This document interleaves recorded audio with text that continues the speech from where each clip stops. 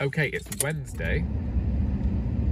Sorry, I've just turned the car on for a second. It's Wednesday and it's about 25 past 8, which means I don't really have long to record this video, but isn't that the way of these videos at the moment? It's been a week. It's been a week since I last spoke to you, and it feels like everything is moving quickly, going through the motions, all of that. Let us just go through the motions, basically. I finally emailed libraries this week with regards to me going back. I emailed Knutsford and Congleton Library, and I knew that these used to be on the same chain with Holmes Chapel. Anyway, I didn't receive a message back from them. I received a message back from Holmes Chapel asking whether I will go and read to the people who were there, which they were always a given. I think that they were a bit dismayed that I hadn't emailed their library first, but I was thinking in my head, let's ease our way into this. Let's see if these two libraries will say yes, and if these two libraries will say yes, then I will ask another two, and so on and so forth. So now I need to reply to Holmes Chapel Library to say yes, I would like to go and talk to them, and they've offered me a very near slot within the next month on a Tuesday between 2:15 and 3:15 to go and speak to their readers group, which is always a fun time, really, because theirs is more of a book discussion group. So rather than have a book group where you read one book, every person comes and just discusses the books they're reading at the moment, says what they think is good, says what they think is bad, and apparently these ladies rather like a crime novel. To be fair, at the time when I went to them to read Doris Ahoy, and I had to say that I had got this crime novel coming out, but and then I never got the chance to go, so maybe I should have emailed them first. I don't know. I emailed Knutsford and Congleton simply because Congleton is where my family's from, and so I can park my car outside a family member's house and just walk into town, or I can get a lift. And I'm lazy. I enjoy the freedom of having a car, but I don't really like, the whole rigmarole of having to park.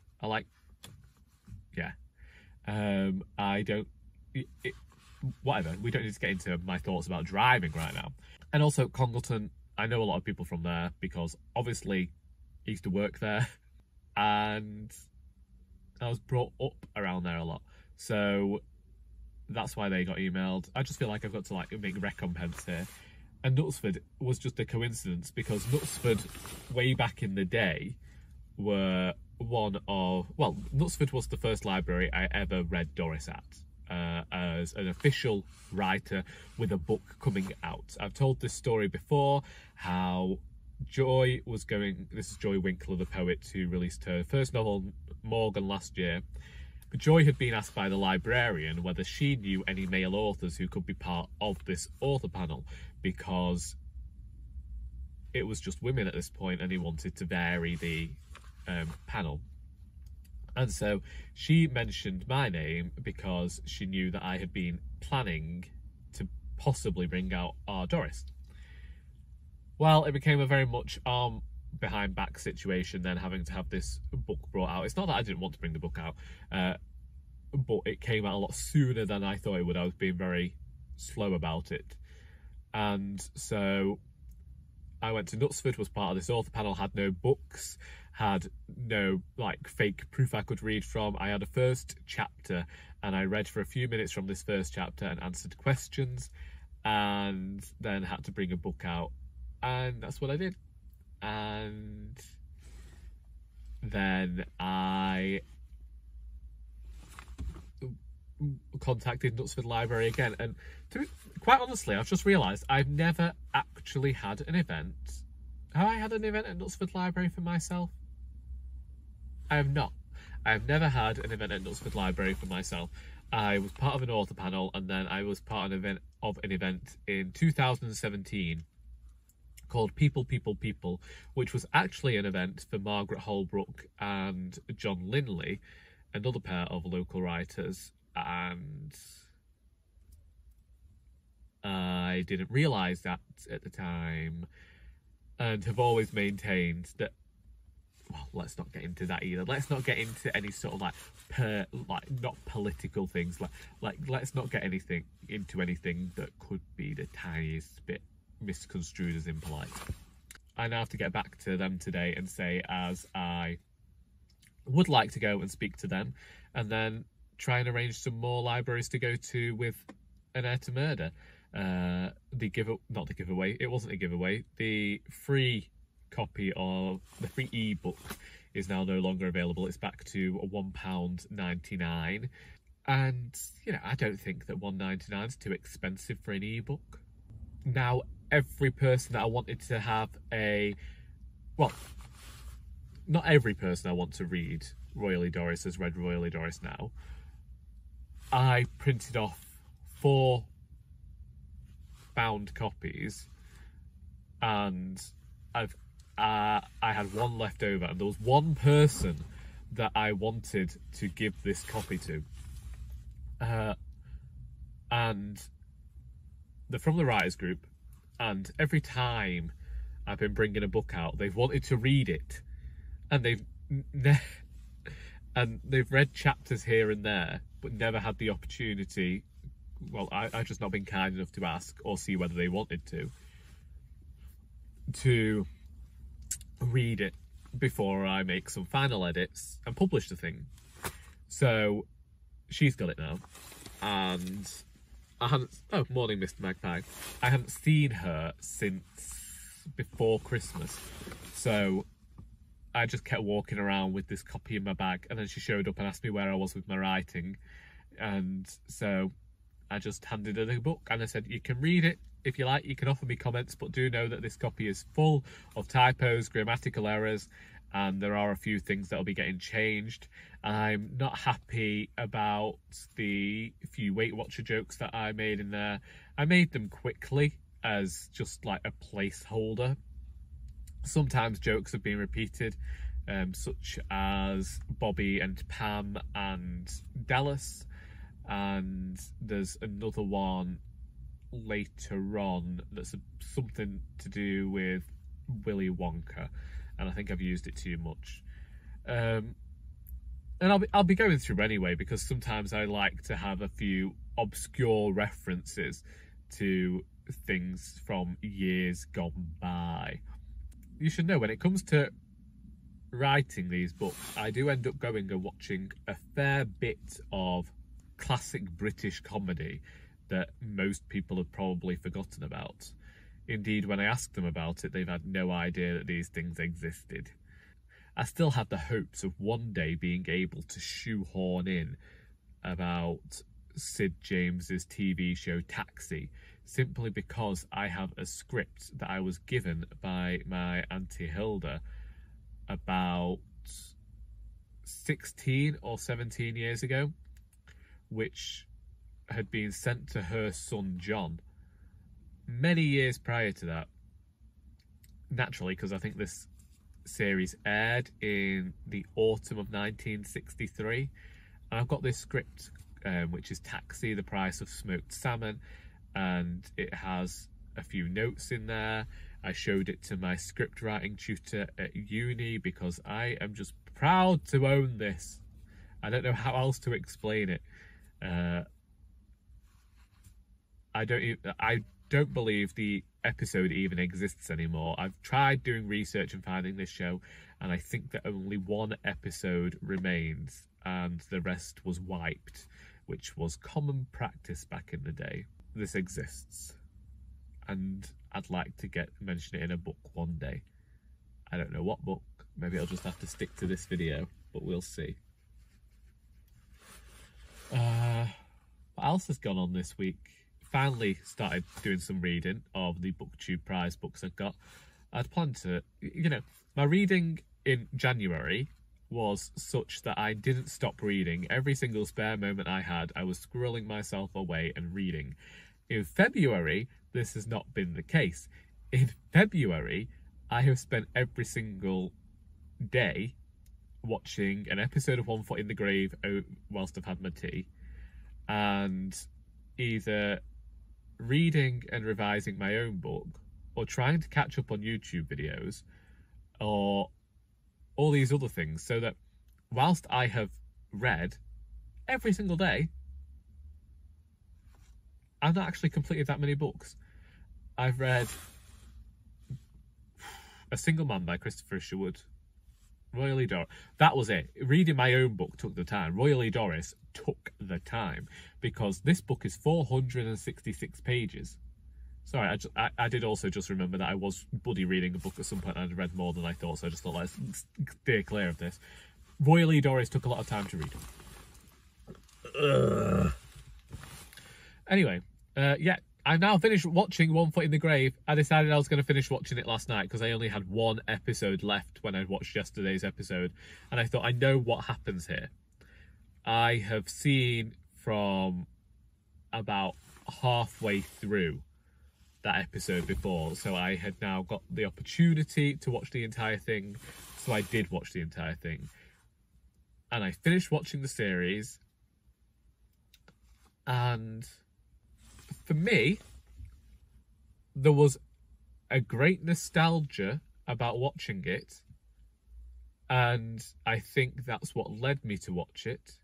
Indeed, I have plans to watch, keeping up appearances simply for nostalgic purposes.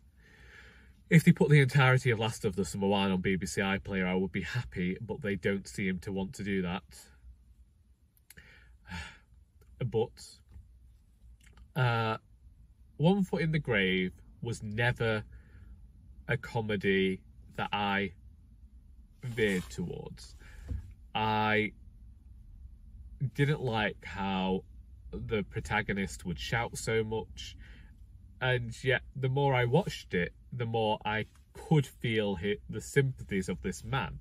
I don't know whether there are aspects that became too outlandish, or whether the outlandish aspects worked well when paired with the more sedate, realistic moments. It's still not been my favourite comedy in the world, but I'm glad to have watched it to say that I have, and it wasn't difficult viewing by any means. And like I say, for nostalgic purposes, it was okay. I've still not tried any new writing yet.